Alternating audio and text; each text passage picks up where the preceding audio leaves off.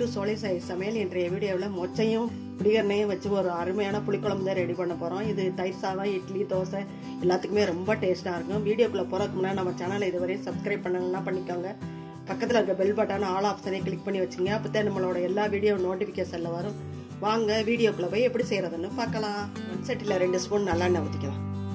புளிக்குழம்புக்கு நல்லெண்ணெய் தான் நல்லாயிருக்கும். எண்ணெய் காயட்டும். எண்ணெய் காஞ்சிருச்சு. 1/2 ஸ்பூன் கடுகு போட்டுக்கலாம். 1/2 ஸ்பூன் வெந்தயம் போட்டுக்கலாம். ஜீரகம் 1/2 ஸ்பூன் போட்டுக்கலாம். நல்லா பொரியட்டும். கடுகெல்லாம் நல்லா பொரிஞ்சிருச்சு. 1/4 ஸ்பூன் பெருங்காயத்தூள் போட்டுக்கலாம். மொச்சைக்கு பெருங்காயத்தூள் போடணும். கொஞ்சம் நல்லாவே போட்டுக்கணும்.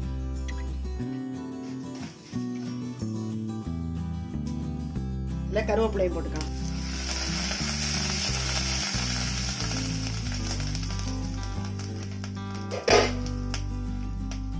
சின்ன வெங்காயம் பொடியா அரிஞ்சு வச்சிருக்கிறேன், இதை போட்டுக்கலாம்.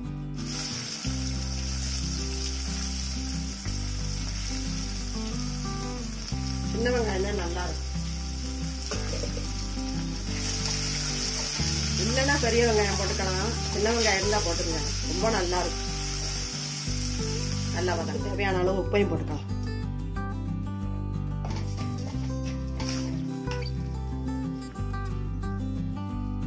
ரெண்டு தக்காளி அரிஞ்சு வச்சுக்கிறேன், இதையும் போட்டுக்கலாம். வெங்காயம் தக்காளி நல்லா வதங்கட்டும்.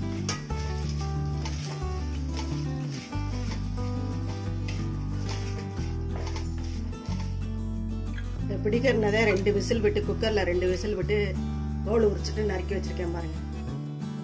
இதில் போட்டு வதக்கிக்கலாம். பிடிக்கிறனையும் மொச்சையும் நல்லா இருக்கும்.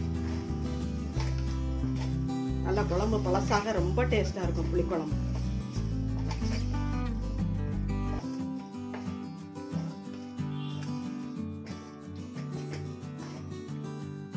இல்லையா 1/2 ஸ்பூன் மஞ்சள் தூள் போட்டுக்கிறேன்.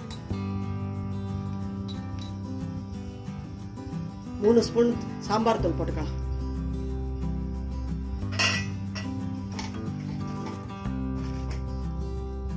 பெரிய நெல்லிக்காய் சைஸ் அளவு புளியை எடுத்து தண்ணியில போட்டு கரைச்சி வச்சிருக்கேன், அதையும் ஊத்திக்கலாம். வெள்ளை மொச்சை 8 மணி நேரம் ஊற விட்டுட்டேன். ஊற விட்டு 4 விசில் விட்டு குக்கர்ல எடுத்து வச்சிருக்கிறேன், இதையும் ஊத்திக்கலாம். இந்த உப்பு புளியோட நல்லா சேர்ந்து வேகட்டும்.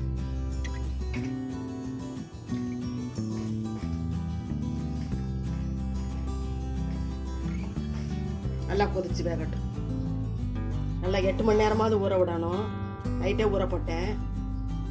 நல்லா கொதிச்சு வேக. மொச்சைக்கு நல்லா உப்பு போட்டே வேக வச்சுக்கோங்க. குக்கர்ல ஒரு 4 விசில் விட்டா நல்லா வெந்துடும். இந்த இடத்துல உங்களுக்கு மிளகாத்தூள் எல்லாம் பத்தலன்னா போட்டுக்கலாம். எல்லாமே கரெக்டா இருக்கு நான் போட்டது.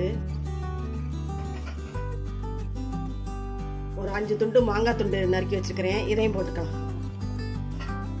நல்லா டேஸ்டா இருக்கும். மாங்காயும் போட்டோம்னா ரொம்ப டேஸ்டா இருக்கும். மாங்காயும் வேகட்டும். நம்ம போட்ட மாங்காய் வெந்துருச்சுன்னு பார்க்கலாம். நல்லா வெந்துருச்சு.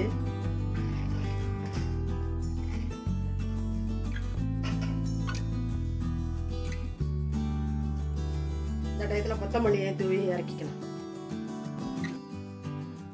குழம்பு இட்லி, தோசை, தயிர் சாதம், சாப்பாடு எல்லாத்துக்குமே ரொம்ப நல்லா இருக்கும்.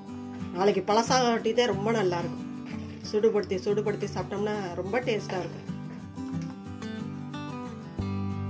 நம்மளோட மாங்காய் மொச்சை குழம்பு சூப்பரா ரெடி ஆயிடுச்சு பாருங்க. கருணக்கிழங்கு குழம்பு இதே மாதிரி அருமையான புளிக்குழம்பு நீங்களும் செஞ்சு பாருங்க. செஞ்சு பார்த்துட்டு எப்படி இருந்துச்சு உங்க கருத்துக்களை கமெண்ட்ஸ்ல சொல்லுங்க. இந்த வீடியோ பிடிச்சிருந்தா லைக் பண்ணுங்க, ஷேர் பண்ணுங்க. நம்ம சேனலுக்கு மறக்காம சப்ஸ்கிரைப் பண்ணுங்க. நன்றி, வணக்கம். அடுத்த வீடியோல பார்க்கலாம்.